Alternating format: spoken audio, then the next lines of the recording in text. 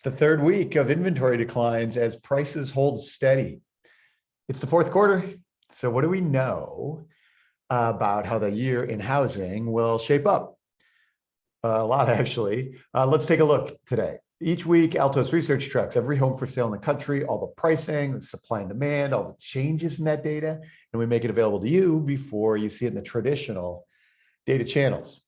This week, Thursday, October 7th, we have our monthly full hour-long webinar. In this, we have time to dive into all the geeky data. We'll look at leading indicators for 2022. And for you realtors, we'll discuss best ways for helping your buyers and sellers understand the market right now. So there is a link to register for the Thursday webinar in the description below. Click that and join us. It's 10 a.m. Pacific on Thursday, October 7th. We limit these to 500 participants and they're filling up quickly. So if you're into the data, don't miss. Okay, let's see what the data says for the week of October 4th, 2021. As I've mentioned in the last few weeks, right now is our time to keep our eye on inventory.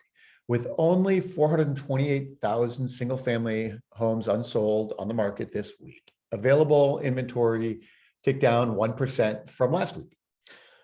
We are watching because as the mortgage forbearance process ends, there are still hundreds of thousands of homes that are renegotiating their loans. Some of those will get listed for sale. As of right now, our position is very few will actually be hitting the market, but we're watching each week to see if I may be wrong. So as of right now, we're past the peak of inventory for the year. And it looks like we'll end the year with only 300,000 homes available on the market. That's assuming we don't have any wave of new listings coming out of forbearance. But if things follow the normal seasonal pattern from here, that's where we'll end up, about 300,000. Last year proved that the patterns don't have to be absolute. So, but we're back to more normal patterns. So that's the forecast for now. New listings volume is, right about where it normally is, very healthy. Demand is still super high.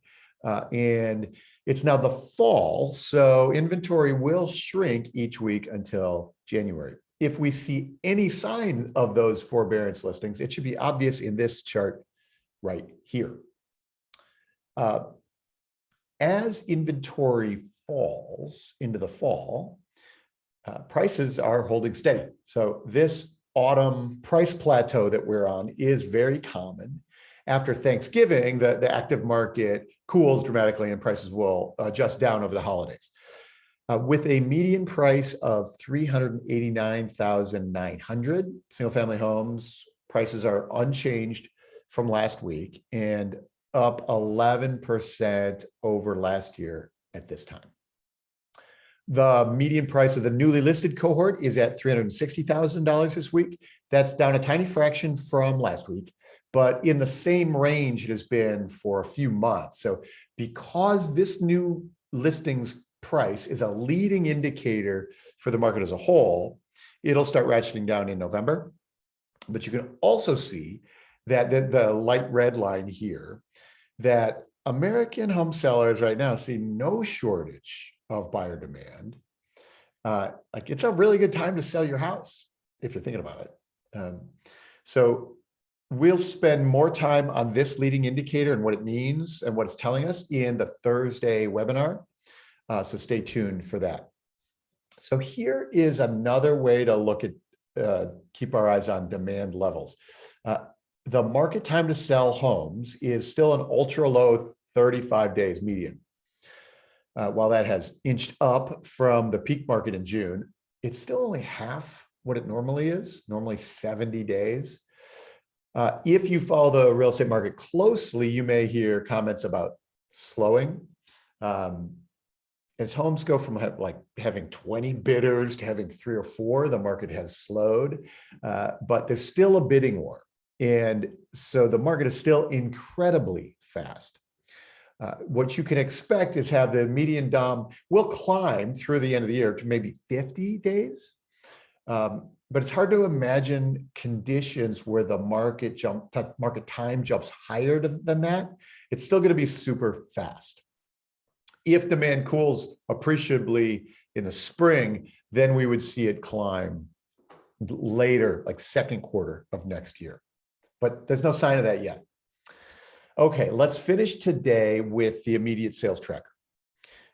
There's actually an increase in immediate sales this week with 24,000 homes getting listed and going essentially immediately into contract. I suspect that there are a lot of buyers who are just now getting a shot at a home after trying and being frustrated with like the bidding wars all year. I keep expecting this number to recede a bit, and it just hasn't. So last year, people were not afraid to buy over the holidays. So maybe this immediate sales rate will hold up. I frankly don't know what to expect. I keep expecting it to decline. So we're just going to keep tracking and we're going to learn on this one together. Okay, that's all the data we have time for this week. Reminder that Thursday, October 7th, we have our hour-long webinar where we look into all the latest details, including the leading indicators and the latest in the regulatory changes, the forbearance process, to see what we can expect for the fourth quarter and into 2022. So that's this Thursday, October 7th at 10 a.m. Pacific. There's a link to register in the description below. Click that. If you're a realtor and you're working with buyers and sellers right now, this webinar is where we talk about how to talk about the market. So join us for that. As always, click to subscribe to the YouTube channel so you get these videos every week, and we'll see you Thursday and more next week.